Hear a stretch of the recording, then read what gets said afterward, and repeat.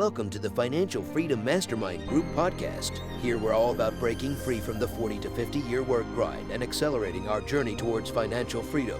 Join us every Wednesday at 7 p.m. Eastern as we explore different types of investments that can fast-track your path to financial independence. We serve as a hub for connecting with fellow members during our sessions so you can share successes, ask questions, and keep the momentum going.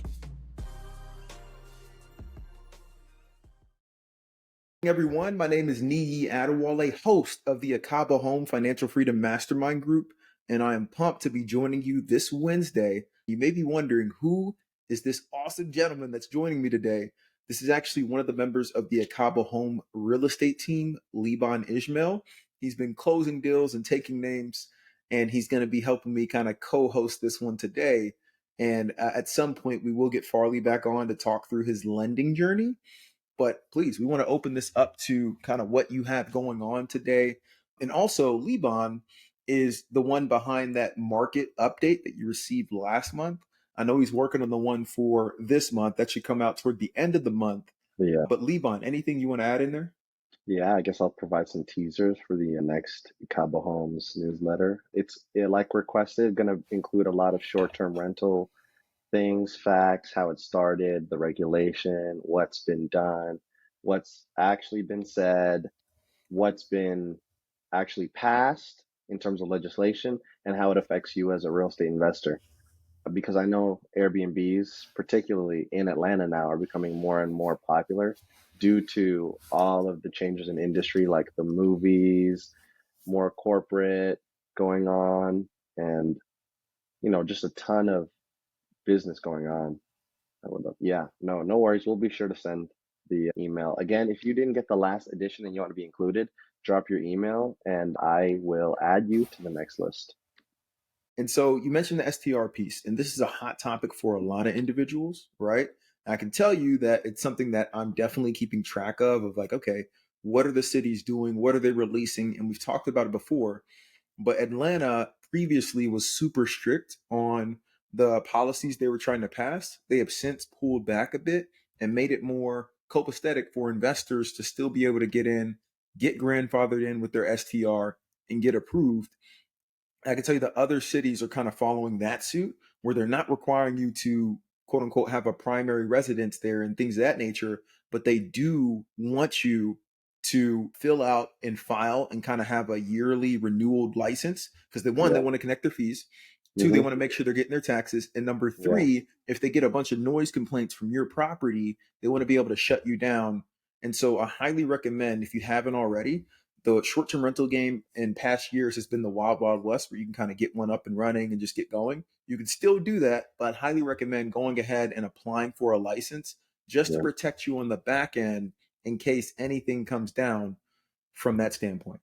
Yeah, 100%. And I know even it depends on the specific city that you're in. That's how differential they are. Because in places like Marietta, you need a permit, but in the city of Atlanta, it's to the point where only some places require it. And even then, it's kind of a not as needed situation. So it's very much city by city. And I think this one's going to provide a lot of clarity for people that were a little bit confused on what was really going on. Absolutely. Absolutely. But kind of opening it up, what do you guys got? What questions do you have this week? What's on top of your mind? Please feel free to join in through the call in and or through the chat. We would love to hear what's on your mind and be able to answer any questions and kind of help from that standpoint.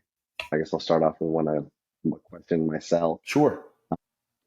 Specifically when we did a deal, one of our first ones working together with Nasir, it was that duplex that the city said, hey, in the event of the home burning, it has to be built as a single family. What was the reasoning behind that? Is that something that's city ordinance that they decide upon, or is it because of like zoning regulations that occurs? Man, it is not common, but it's super interesting, right? That was one where we made it through so many hurdles and you get to the end and it's like, what? We can't do what? And so a little bit of the backstory. So Liban and I were working with the client and we were purchasing something that was essentially a triplex. Just one of the units was not like fixed up, but it was zoned as a duplex. And most of the properties on that block were zoned as Yeah. duplexes, but at some point, the city of East Point, at least in that area, regulated and said, hey, the new zoning restriction is that any new houses that get built here have to be single family. You cannot build any more multifamily. Yeah. I think it had something to do with wanting to bring more, families in there and things of that nature, Yeah. less transient folks in there. But long story short, what that did to this deal is the mortgage company almost didn't want to cover the loan, because if the home were to be over 60% damaged, you'd have to rebuild it as a single family, not the duplex or quote unquote triplex that they were going to lend on it originally. And it doesn't matter if the home was rock solid and kind of ready to go. They were just looking at the eventuality, like, hey, if something happened to this house and we had to rebuild it, we wouldn't get the same quote unquote value of a duplex. We'd only have a single family there. And so it almost created the deal. We had to run Yeah. around and kind of scramble to find another lender and get letters from the city and things of that nature. But no, to answer your question, it's not common. I haven't seen that much at all. That was my first Yeah. experience with something like that popping up. But now we know we have it in our tool bag, and we can kind of go from there. Yeah. And I guess I kind of thought of this while you were answering that one, and it's kind of completely off topic to it, but it's another thing that a lot of investors are really starting to think about doing and jumping into, and that's something you've already jumped into, and that being building and actual construction kind of development, and specifically the acquisition of land and what to look out for, some of the stuff that you've learned in your process doing it yourself, just from experiencing it. No, Liban, these are awesome questions. And I can tell you that it is expensive. Let me Yeah. stop there, right? Full stop. Depending on what type of project you're trying to do, land is actually expensive. Yeah. So I think I've mentioned it a couple times on here. Last year, me and my business partner out in Louisville slash realtor purchased 11 acres of land, and we're planning to, well, we're already midway through building our self-storage units. That's going to be completed by the end of the month. And then we have townhomes that we're going to be building that we've put on pause for right now, because we're still trying to pull together some of the funding to make that happen. But we're working to pull the funding together to get the townhomes going. But long story short, that process was one of the longest I've been through. So anytime you're buying a commercial property, it's not the same as buying residential. 4 units or less is typically going to be, you can close in 30 to 45 days. When you move into commercial or land deals, the close, or really the due diligence, is like 60 days, right? So we had a 60-day due diligence to run our numbers, to pay engineers to come out there and do environmental studies, to Yeah. go to the city hall and the council and run our plans by them. And you're using that whole time period to make sure, hey, one, there's nothing underlying, there's not any environmental concerns, we're not built on, solid rock or sand. We have a malleable place that we can actually build what we want to build. We can get plans drawn up, and we can actually take it to the city and get, at least the early approvals before moving forward. Because the last thing you'd want to do is buy land for $500,000, have a debt on that land, and then have it just sitting there because you can't do anything with it. And so that was where a majority of our time, energy, and dollars were spent. I can tell you that the engineering costs alone, I could have bought another house with that cost, Mhm. just to get the land, kind of the site drawn, get the architectural plans and everything submitted. And that was one thing that I guess I didn't really think too deeply about. But now that we're off and running, it's exciting because now I can see the vision coming together. Every day I'm getting updates from my realtor slash partner out there. Mhm. And we're moving quickly, man. Like literally, we have to start looking at gate software for the storage units Wow. and how we're going to Wow. manage it. Because it's going to be 200 units. We need to get like Yeah. a billboard sign up. We need to get Yeah. all this stuff kind of plugged in so that we can start Mhm. automating some of the collections and getting people leased up. But Yeah. it's definitely an exciting project. It's completely different from residential, but it's Yeah. exciting.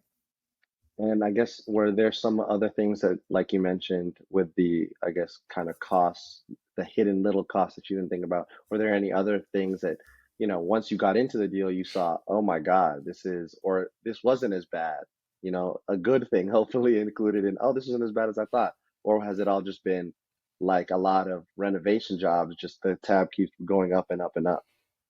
I'll give you two. I'll give you one from the good side and one Mm-hmm. from the man. Where'd that come from? Yeah. Right. So the land, one of the reasons we got it is it was zone B2 commercial, meaning you can Mm-hmm. build kind of whatever you want. So that eliminated a lot of the zoning conversations. It was Yeah. really just, hey, we're checking the box on density, and we're checking the box on, the look and feel, the outside, Mm-hmm. having the south side with brick and Mm-hmm. so it blends in with the neighborhood, quote unquote. Yeah. Mm-hmm. But the other piece is the land had some utilities nearby, which is great. So you don't got to spend all this money to pull utilities Hmm. a mile away. Yeah. Utilities are at the street, so we can pull it from Yeah. there.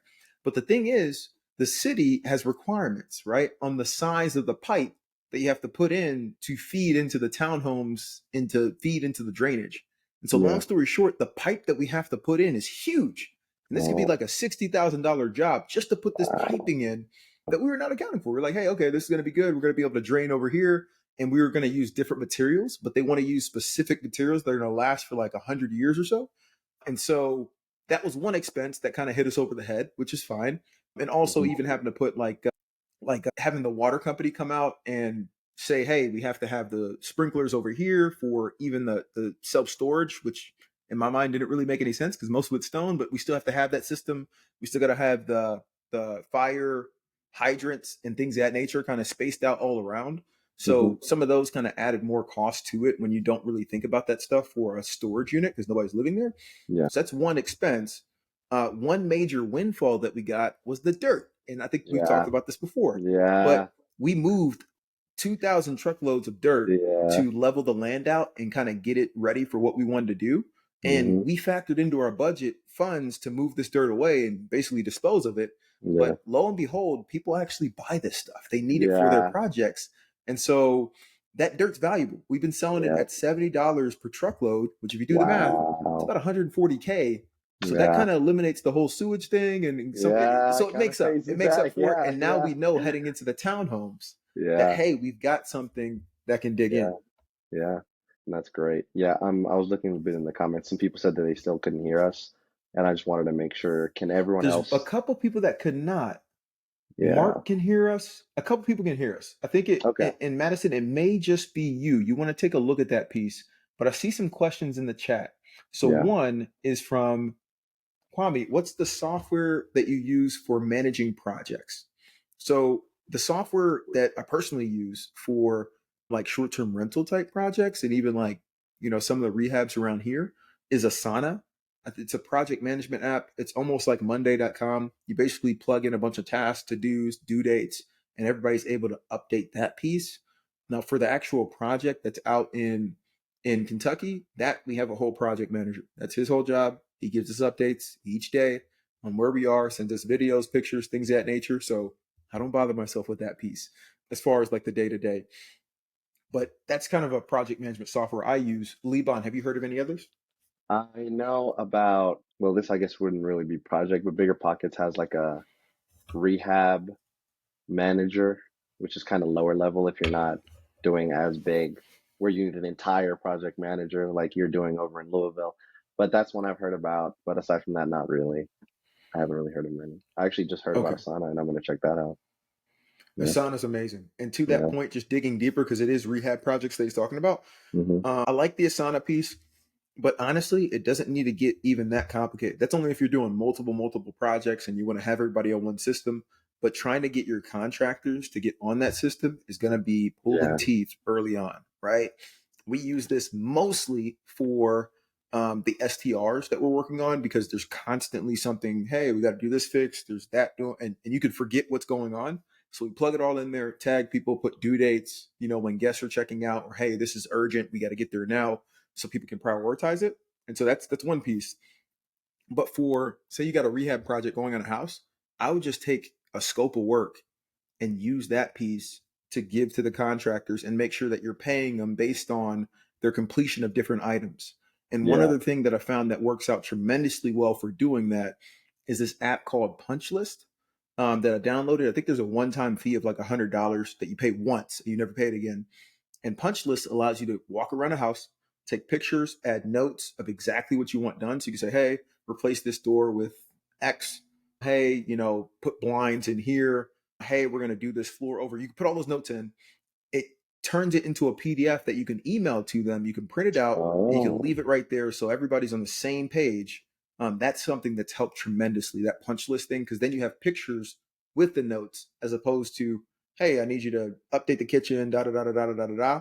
You can take pictures, detailed, and show exactly what you want. So that's a good one. yeah. And actually, to your point, and you kind of teased a little bit that you do yourself. is you'll kind of use money in and of itself as a bit of a manager. And I'll give you this much, and then once I see work completed, I'll continuously give until it's completed. And that's how you prevented a lot of shady stuff from going on that otherwise would have. Yeah. Tremendously. And also, one of the things that I recently started doing, because I'm kind of all over the place now. I used to be able to walk Yeah. to my rehab projects and things of that nature back in the day. Now you're constantly moving, and so I started buying those ring construction kits. And Hmm. you'll know what this looks like because it's completely different from any other ring. It's orange. Everything's orange. The box is orange. All that stuff, and it comes with a mobile hotspot. And what this allows you to do is when you have construction sites, you just set this thing up. It's got like a, it's hard to describe. Just look it up. Ring job site. It's a whole kit. It's like $300 plus you pay extra fee for this mobile hotspot that comes with it. But it allows you to keep track of your job sites via cameras, right? So I have Wow. cameras right now at a rehab that's happening up in Snellville, right? They're inside the house. Everybody knows it's there, and it's just monitoring. So now I know when people are coming in, coming out. And then for the front door, I put a smart lock on there and tied it to the mobile lock. So now I can see, hey, timestamps. Okay, if you say you were here, let me look at the timestamp. When were you here? Right? Like, okay, are we on track? Are you doing the work? Things of that nature. You can see it without having to go there. So that's another piece. And it helps keep track of materials because you can put materials in the living room and make sure that none of them are walking off, right? Because you got cameras. So Yeah. that's one piece that can help you. And there goes the job site security. Thank you. Yeah. But we got a question from Tarsha. I see owned multiple businesses. How did you decide what other businesses to branch into? Thinking about a coffee shop. So I like it. And I'm a huge fan of adjacencies. And what I mean by that is if you're good at something, try to find something else that can link into that, that you don't have to learn a whole new rule book, right? The best example I can give is if anybody's joined the new threads, right? Facebook has done an amazing job of building social media and then building adjacencies to it. They said, hey, you know what? We're good at the Facebook thing. Let's go buy Instagram. You know what? Snapchat's getting popular. Let's just introduce stories, which is another adjacency. Now they've introduced threads to combat Twitter, but it's all kind of the same thing. They're working within their knowledge base. They understand how to do this pretty well. And so it's all adjacencies. And so for me, I'm a huge fan of trying to get things that link together. And so, for example, I'm a realtor, right? But I'm also an investor. And so now when I do deals, I'm able to kind of work them in a way where, like the rehab I'm doing on the property that I just purchased, I'm using the commission from actually buying the property to do that rehab, right? So it's kind of a free unit that's getting rehab, which is awesome. Not to mention, we also have a whole management company, right? Which is another adjacency. I started getting too busy to actually manage all the properties myself. So we built out a whole management company, and most of the income that comes in, I'm paying to those guys because it's eliminating my cost of management. So now when I acquire units, it's very easy to just say, hey, okay, boom, plug it into the system, and now I don't have to manage those. So I can grow units as quickly as I want to. And that's all adjacencies of each other. And the next piece that I'd love to take a look at personally is moving into even long-term rental management and things of that nature, which is another adjacency. Because right now we do short-term and mid-term. The long-term would be a little more intensive. I got to teach, more team members how to use other systems, but it's something we could take on down the road. So that's what I like to focus on. If you have some experience with the coffee shops or with businesses like that in general, absolutely do it. Or if you have something unique that you can bring to the table, maybe, for example, I was looking at a Netflix show the other day of a lady who was a designer. She's been a designer for 20, 30 years. And she needed a place to store some of the furniture that she has, right? Some of her designed furniture that she uses for customers' places. And instead of putting it into a warehouse, she actually put it into the back of a store that was a coffee shop or like a sandwich store. And so people would come in to grab their sandwich, and it was kind of a cool setup where you'd walk through the back to get out.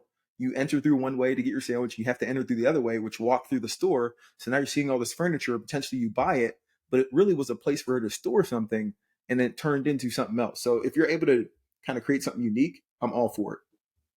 That's a very good point. Any other questions or comments, or anybody want to join via the live call-in? Feel free. And Liban, I know I went on soliloquy. Anything you got? No, I've been enjoying the soliloquy. Has been an informative one. That's fair. Yeah, That is fair. we might have to begin another for you as we have more questions. I mean, if no one else wants to, Sure. gonna give it some time. Yeah. Okay. Well, I guess the next one is, oh, wait, has anyone experienced, oh, Experience with vending machines. So this is yes, pretty cool. We actually yes, just got some experience with this. yes. Not in the traditional sense though. So long story short, if anybody needs vending machine vendor, I've got some guys. They can deliver. They're cheaper than buying it retail, and these vending machines are rock solid. So I can send that contact to you if you want that. But we recently put the mansion together. It's a 10,000 square foot mansion. For anybody out there that's looking to host something, an event, anything like that in Atlanta, please feel free to hit us up. It is open and leasing. I can tell you last month in a 2 week period, I think we brought in a little under 20K, which is pretty amazing in the first 2 weeks of listing. And it's getting booked out. We already got Thanksgiving booked out, which is crazy. But it's a unique space, 10,000 square foot mansion. It's got a basketball court. It's got a whole game, theater room, multiple bedrooms, multiple bathrooms, all that stuff. But we put vending machines in there because we wanted to make sure that once you got on site and got past the gates, that you did not have to leave if you wanted to get like a snack or drinks or mixers, things of that nature. And so we got those installed down there. We got the ones with the credit card readers, and I can tell you that it's been jumping off. Like people have been using it consistently. The guests that just checked out, I think they had maybe like 10 purchases. They had a bunch of kids, right? And it was mostly snacks and candy and things of that nature, probably for the movie room. But it has been working. Now, that being said, it's not to the point where I'd recommend putting, a vending machine in every Airbnb, right? This is a unique situation. I think you're going to need a more higher traffic area if you really want to generate some coin there. I've heard some of the best places, and believe me, I went to a whole vending machine school because I had to before they would let us buy it. But the best places you want to put it are like high schools or outside of apartment complexes or job sites if you're able to talk to businesses and schools and things of that nature and get it in there. We just wanted to try it in the mansion because we don't want you to leave once you're on site or have to. So it's been working out well. People have been buying pretty consistently. We just don't have that foot traffic, right? Of, 100 people, different unique people a day coming through to purchase. And to add to your point about the vending machines and them having to be in unique areas, actually, I was talking to an investor they own some cabins up north and they put a vending machine up there because there, late at night, the groceries are closed. Also, all the grocery stores are typically 4 miles to 3 miles away on average. And that's a short ride. So a vending machine for them has been very profitable because most people don't want to leave for like little late night snacks or anything like that.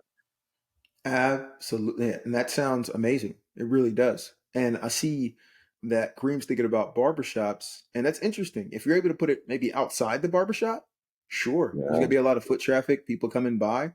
I know back in the day when I had here, Liban probably can attest much better now. I haven't been to a barbershop in a while. But back in the day when I had here, it was pretty much like I was coming there to get my cut and then kind of bounce. I don't know that I was hungry, but if I was thirsty, maybe I would grab something. So I like it. I like it. Yeah. Also the workers, And they Alpha, rent the I think you spaces. asked Alpha, I think you asked what the rates are now for the mansion. So it's kind of all over, right? For the weekend, it gets pretty high. Like this past weekend, I think it was maybe 2,500 a night. But then we have people that book during the week and they can get it for as little as 1,200 a night on like a random Tuesday, Wednesday, right? And so people have been booking it for a myriad of things, such as like a 1 day conference. There was like a corporate get together where they wanted to do it at a mansion instead of this. There's been family reunions. People have been asking us about doing weddings there.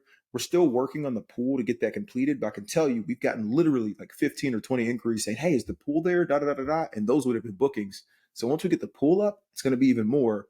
But right now it's doing well. That's what business. Business model for the vending machine. So the vending machine is a one time, well, unless it breaks down, it's a one time upfront cost, similar to buying a house, right? I can tell you that the two vending machines we got are pretty large. I think we got it for like 5,200 total, something like that. And that included delivery For two. and that included credit card readers, two of them. That was two of them. So split that in half is the Okay. cost of each, right? And that included two credit card readers, which is an upcharge because we know people like to do Apple Pay. It's one of those ones that does Apple Pay, credit card, chip, and then you can still do cash if you want to, but not as many people carry cash. And so that's what it cost. Monthly fee, there's not one. except there's a fee charged on the money that's coming in through the reader, right? It charges like a 3% fee or whatever the credit card reading fee is for that piece.